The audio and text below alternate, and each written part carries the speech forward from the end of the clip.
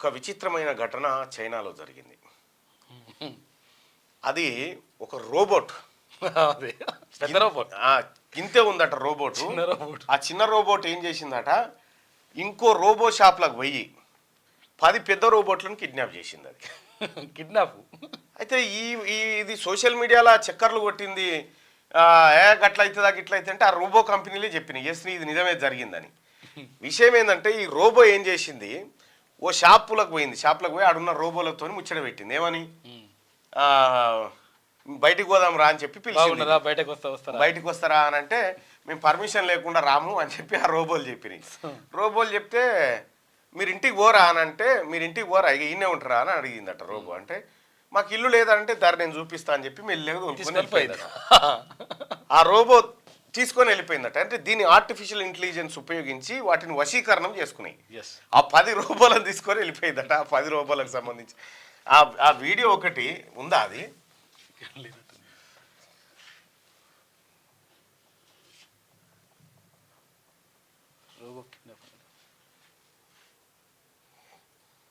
Robo kidnapping China.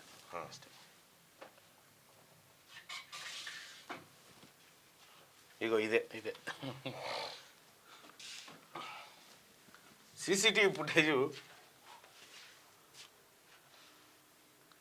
ఇగో ఇదే robo. ఇగో ఈ చిన్న రోబో ఇవన్నిటిని ఎత్తుకొని పోయిందట. ఇది రోబో కథ. అంటే రోబోలు ఏ పరిస్థితికి వచ్చినాయో చూడరి. అంటే తోటి రోబోల మైండ్ని డైవర్ట్ చేసి అది తోలుకొని వెళ్ళిపోయింది. వశీకరణం ఓ రకంగా ఇది అంటారు అన్నట్టు. వశీకరణం.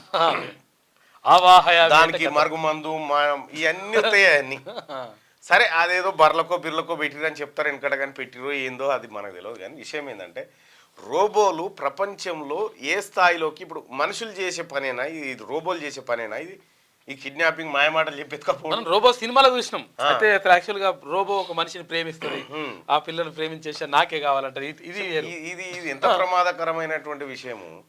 ఒక తాన కోతి ఏదో కోతి దొంగతనం చేస్తుంది, తెచ్చి ఓనర్కి ఇస్తుంది.